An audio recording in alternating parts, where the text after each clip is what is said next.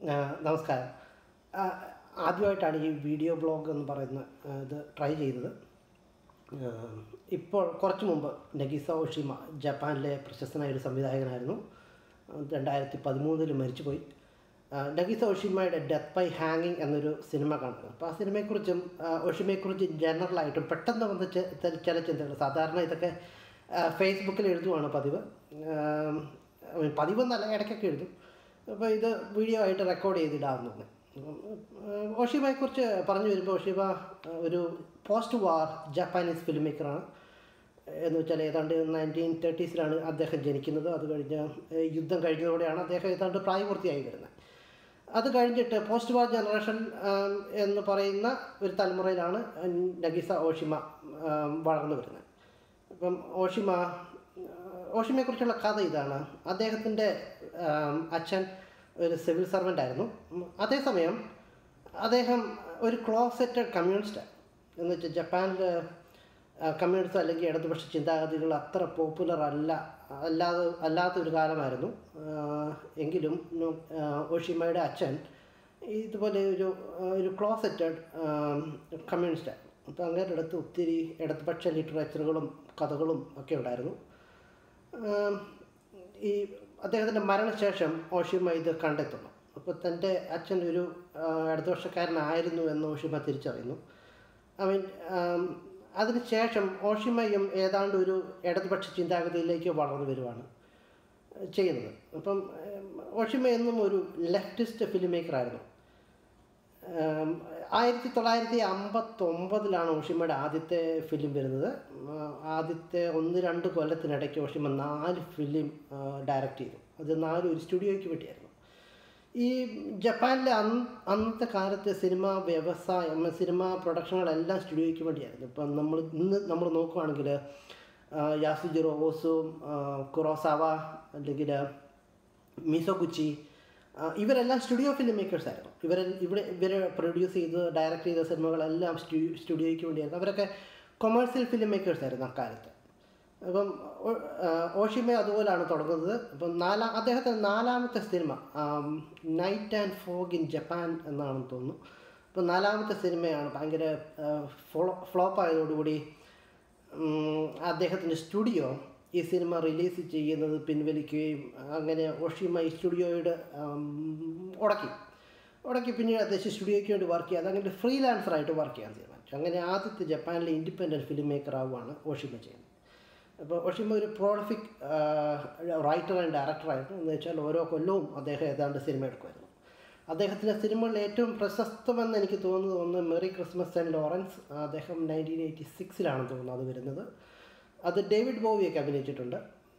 അതിന് പിന്നെ death by ഹാങ്ങിങ്, അതൊരു ഫേമസ് മൂവിയാണ്. പിന്നെ റെലം ഓഫ് ദ സെൻസസ്, ഇതൊക്കെയാണ് ജപ്പാൻ്റെ പുറത്ത് അദ്ദേഹത്തിൻ്റെ ഏറ്റവും ഫേമസ് ആയിട്ടുള്ള വർക്കുകൾ.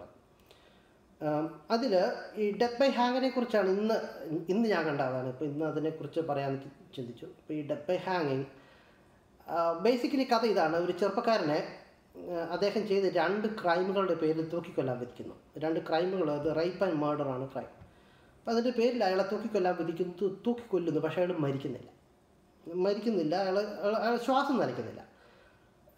അവിടെ ആണ് കടത്ത് തുടങ്ങുന്നത്. അതിനുശേഷം ഇദ്ദേഹത്തെ തൂക്കിക്കൊല്ലാൻ വേണ്ടി പ്രസൻ്റ് ആയിരിക്കുന്ന ആൾക്കാർ, പോലീസ് ഉദ്യോഗസ്ഥന്മാരുണ്ട്, ഒരു പ്രീസ്റ്റുണ്ട്, ഒരു കാത്തലിക് പ്രീസ്റ്റുണ്ട്, പിന്നെ ബാക്കി ജപ്പാനിലെ ഉയർന്ന ഉദ്യോഗസ്ഥന്മാർ, നിയമ കാര്യങ്ങളിൽ എക്സ്പേർട്ടായിട്ടുള്ള ആൾക്കാർ, ഇവരൊക്കെ ഉണ്ട്. അപ്പോൾ ഇവർ ഇദ്ദേഹത്തെ കുരുക്കഴിച്ച് മാറ്റി കിടത്തുന്നു. എന്നിട്ട് ഇങ്ങനെ ജീവിക്കുവാണ്.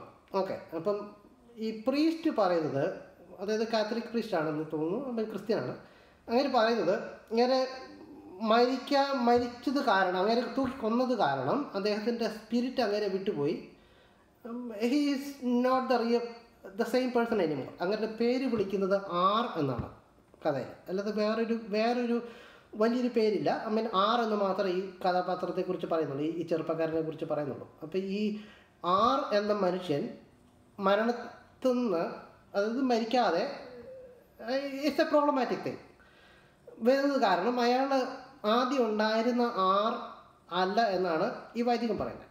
ഇപ്പം പ്രശ്നം ഇയാൾ ഓർമ്മ വെച്ച് വരുമ്പോൾ ഇയാൾ എഴുന്നേറ്റ് വരുന്നു കഴിഞ്ഞിട്ട് ഇയാൾ ചോദിക്കുമ്പം ഇയാൾക്ക് ഓർമ്മയില്ലെന്നും ആരാണ് ആർ, എന്താണ് ഇയാൾ, ഇതൊന്നും ഇയാൾക്ക് ഓർമ്മയില്ല.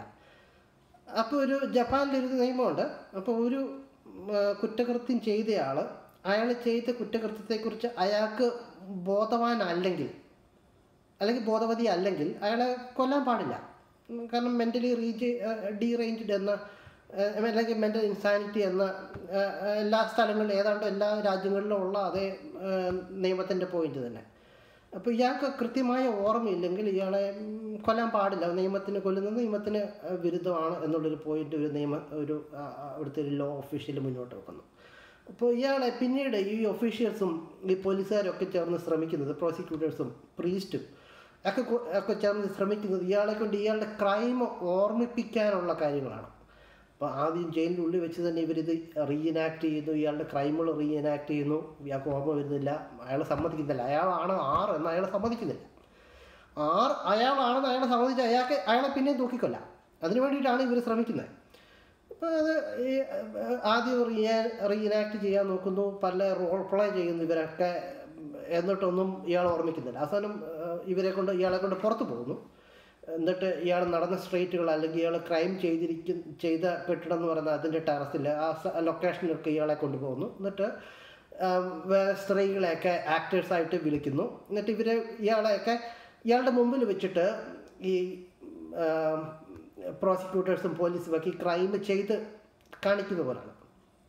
ഇപ്പം ഇതിലെ കോംപ്ലിക്കേറ്റഡ് പ്രശ്നം, ഈ ക്രൈം ചെയ്യുന്നതായിട്ട് ഇനാക്ട് ചെയ്യുന്തോറും ഈ പോലീസുകാർ അല്ലെങ്കിൽ പ്രോസിക്യൂട്ടേഴ്സിൻ്റെ ക്രൈമിനോടുള്ള മനോഭാവം മാറുന്നതായിട്ട് നമുക്ക് ഫീൽ ചെയ്യും.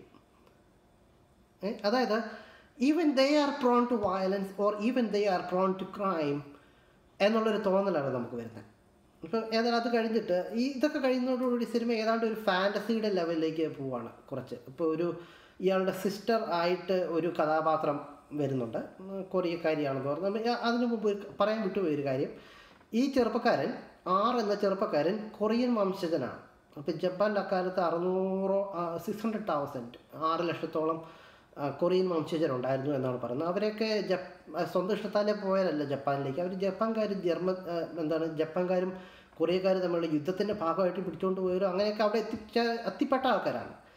അപ്പം they feel this alienation. They are not part of Japan, they are not part of this national identity, they are there against their own free will എന്നൊക്കെയുള്ള ഒരു സെൻറ്റിമെൻറ്റ്സ് ഉണ്ട്. അപ്പം ഇതിൽ വേറെ ഹിസ്റ്ററി ഉള്ളത്, ഓഷിമ ഈ സിനിമ എടുക്കുന്നത് 60 മിഡ് 60s ഓഷിമ കൊറിയയിലേക്ക് ട്രാവൽ ചെയ്തു. പുള്ളി കൊറിയയുടെ ചരിത്രവും കൊറിയയും ജപ്പാനും തമ്മിലുള്ള പ്രശ്നങ്ങളും ഒക്കെ പഠിച്ച് കഴിഞ്ഞിട്ട് തിരിച്ചു വന്നിട്ട് ഓഷിമ കൊറിയൻ വംശജരെ പറ്റി 3 സിനിമകൾ എടുത്തു.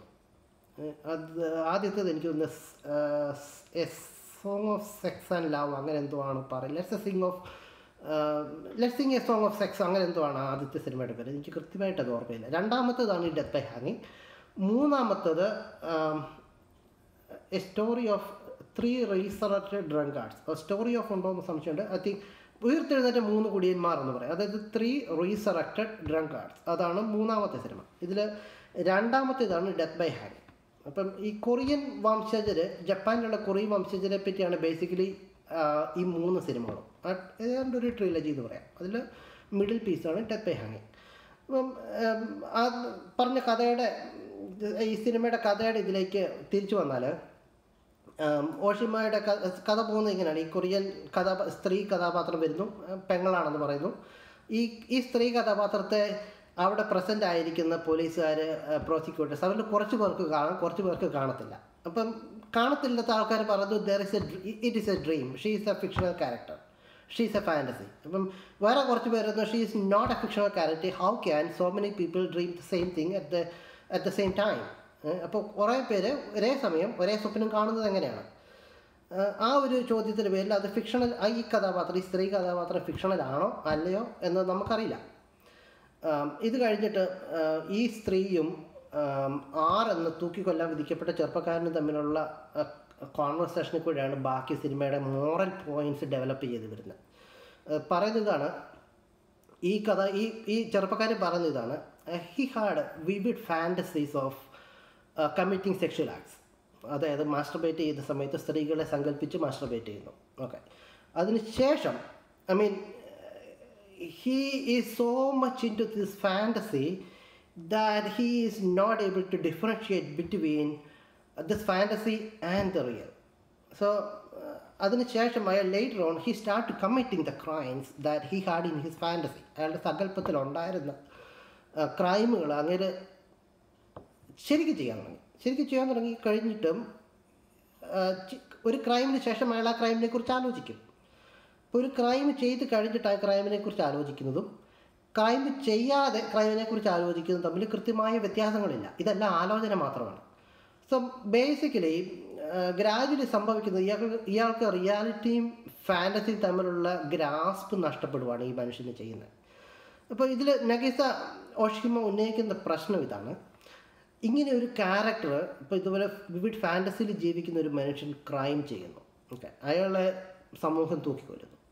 അപ്പോൾ ഇയാളുടെ ഒരു തൂക്കിക്കൊല്ലുന്ന ഇപ്പം മർഡർ ഒരു ക്രൈമാണെങ്കിൽ മർഡർ ചെയ്ത ആളെ മർഡർ ചെയ്യുന്നതും അതായത് തൂക്കിക്കൊല്ലുന്നതും വധശിക്ഷയും ഒരു ക്രൈമല്ലേ? അങ്ങനെയാണെങ്കിൽ ആ ക്രൈമിന് ഉത്തരവാദി ആരാണ്? സ്റ്റേറ്റ് ആണോ ഉത്തരവാദി ഈ ഒരു ക്രൈമിന്? അങ്ങനെ ഇത്ര കോംപ്ലിക്കേറ്റഡ് ആയിട്ടുള്ള മോറലും ഫിലോസഫിക്കലും ആയിട്ടുള്ള ചോദ്യങ്ങളിലേക്കാണ് സിനിമ പോകുന്നത്. ആലോചിക്കുന്ന ഈ സിനിമ വന്ന് 1968 അപ്പം ഇപ്പം തന്നെ ഏതാണ്ട് പല രാജ്യങ്ങളിലും വധശിക്ഷയ്ക്കെതിരായ ആലോചനകളൊക്കെ ഉയർന്നു വരുന്നുണ്ട്. ഇന്ത്യയിൽ ഇതുവരെ വധശിക്ഷയ്ക്കെതിരായ ആലോചനകൾ ഐ മീൻ അപൂർവമായിട്ട് വധശിക്ഷകൾ നടക്കുമ്പോൾ ചില ഡിസ്കഷൻസ് മീഡിയയിൽ വരും എന്നല്ലാതെ ഒരു കോൺകറൻറ്റ് തീമായിട്ട് അത് ഐ മീൻ ഒരു ഐഡിയോളജിക്കൽ ഇഷ്യൂ ആയിട്ട് അത് പ്രസൻ്റ് ആണെന്ന് തോന്നിയിട്ടില്ല. അതേപോലെ പല രാജ്യങ്ങളും ഇപ്പോൾ അമേരിക്കയിലാണെങ്കിലും പല സ്റ്റേറ്റുകളിലും വധശിക്ഷയുണ്ട്, പല സ്റ്റേറ്റുകളിലും വധശിക്ഷ പൂർണ്ണമായിട്ട് നിരോധിച്ചിട്ടുമുണ്ട്. ഐ മീൻ ഇതിനും 40ഓളം വർഷങ്ങൾക്ക് 50ഓളം വർഷങ്ങൾക്ക് മുമ്പാണ് നഗീസ ഓഷിമ ഈ ഒരു വിഷയം അവതരിപ്പിക്കുന്നത്. അത് വധശിക്ഷയെക്കുറിച്ചുള്ളൊരു മോറൽ ചിന്തകൾ. ഇതേ വിഷയം തന്നെ അടൂര് നിഴൽക്കുത്തിലെടുത്തിട്ടുണ്ട്. ഐ മീൻ ആരാണ് സ്റ്റേറ്റിൽ നടത്തുന്ന കൊലപാതകത്തിൻ്റെ ഉത്തരവാദി ആരാണ് എന്നുള്ളത് നമ്മുടെ ചരിത്രത്തിൻ്റെ ബാക്ക്ഗ്രൗണ്ടിൽ ഒരു ഇൻവെസ്റ്റിഗേഷൻ എന്ന് പറയാം, അത് അടൂര് നിഴൽക്കുത്തിലൂടെ നടത്തുന്നുണ്ട്. അപ്പം ഏതായാലും ഓഷിമയുടെ സിനിമയെക്കുറിച്ച് പറയുമ്പം വേറെ ഒരു കാര്യം കൂടി, ഈ ഓഷിമ ഇത്തിരി കോംപ്ലിക്കേറ്റഡ് മനുഷ്യനാണ്. എന്ന് വെച്ചാൽ ഫോർമലി ചിന്തിക്കുമ്പോൾ ഇപ്പം ഈ ഡെത്ത് ബൈ ഹാങ്ങിങ് എന്ന സിനിമയിൽ തന്നെ ഇത് എന്താണ് അക്കാഡമിക് റേഷ്യോയിലുള്ള ഒരു സിനിമയാണ്, ബ്ലാക്ക് ആൻഡ് വൈറ്റ് ആണ്. ഭയങ്കര ലോങ് ടേക്കുകളൊക്കെ ഉണ്ട്. ഞാൻ എൻ്റെ സ്റ്റോപ്പ് വാച്ച് വെച്ച് ഞാൻ ടൈം ചെയ്ത് നോക്കുമ്പോൾ ചിലതൊക്കെ 4, 5, 6 മിനിറ്റുകളുള്ള ഷോട്ടുകളൊക്കെയാണുള്ളത്. അതും ക്യാരക്ടർ മൂവ്മെൻറ്റും കൊറിയോഗ്രഫി ചെയ്തിട്ടാണ് ഇത്. ആദ്യത്തെ ഒരു എൻറ്റയർ ഫസ്റ്റ് ഹാഫ് അങ്ങനെയാണ് ചെയ്യുന്നത്. ആദ്യത്തെ ഫസ്റ്റ് ഹാഫ് ഒരു ചേംബർ ഡ്രാമ പോലെയാണ്. കുറച്ച് ക്യാരക്ടേഴ്സിനെ 6-7 ക്യാരക്ടേഴ്സിനെ വെച്ചിട്ട് അവരുടെ മൂവ്മെൻറ്റ്സും അവരുടെ ഡയലോഗ്സും ഫോക്കസ് ഷിഫ്റ്റിങ്ങും ഇതുപോലെ റീഫ്രെയിമിങ്ങും വെച്ചിട്ടാണ് ഈ ആദ്യത്തെ 1 മണിക്കൂർ 2 മണിക്കൂറുള്ള സിനിമ. ആദ്യത്തെ 1 മണിക്കൂർ മൊത്തം ഇങ്ങനെയാണ്. 1 മണിക്കൂറിന് ശേഷമാണ് അത് പിന്നീട് സിനിമ പുറത്തേക്ക് ഇറങ്ങുന്നതും ബാക്കി പുറത്തുള്ള സീനുകൾ കഥയിലേക്ക് വരുന്നതുമൊക്കെ. അതേസമയം അതിന് ശേഷം ഒഷിമ എടുത്തൊരു സിനിമ കളർ ആൻഡ് സ്കോപ്പ് ആയിരുന്നു.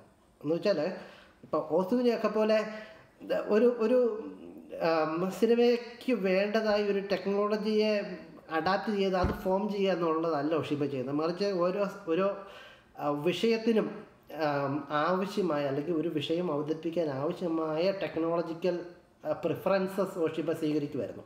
ഒരു സിനിമ black and white and academic റേഷ്യോയിൽ എടുത്താൽ അടുത്ത സിനിമ wide screen and colour and wide screen എടുക്കും. അതുപോലെ എന്ന് വെച്ചാൽ ഫോർമലി കൺസിസ്റ്റൻ്റ് അല്ലാത്തൊരു ഡയറക്ടറായിരുന്നു ഒഷിമ. അതേസമയം he was a unique filmmaker too. So I think it's almost 15 minutes now. So ഇത് ഇവിടെ പറഞ്ഞു നിർത്തുവാണ്. ഡെത്ത് ബൈ ഹാങ്ങിങ് സാധിക്കുന്നവരൊക്കെ ഒന്ന് കാണാൻ നോക്കുക. I think it's a masterpiece. അത് വളരെ എനിക്ക് വളരെ ഇഷ്ടപ്പെട്ട് കണ്ടിട്ട് കാണുന്നവരൊക്കെ പറ്റുന്നവരൊക്കെ ഒന്ന് കാണാൻ ശ്രമിക്കുക. അതുപോലെ ഓഷിമയുടെ മറ്റ് പല സിനിമകളും ഡെത്ത് ബൈ ഹാങ്ങിങ് മാത്രമല്ല, ഇപ്പോൾ റിലം ഓഫ് ദ സെൻസസ് അല്ലെങ്കിൽ മെറി ക്രിസ്മസ് മിസ്റ്റർ ലോറൻസ്, അങ്ങനെ ഈ ഒഷിമ പൊതുവെ കോംപ്ലക്സ് ആയിട്ടുള്ള മോറൽ തീംസ് കൈകാര്യം ചെയ്യുന്ന ആളായിരുന്നു. Unique film maker. ആ ഒരു കാര്യം നിങ്ങൾക്ക് സജസ്റ്റ് ചെയ്യും. Thank you.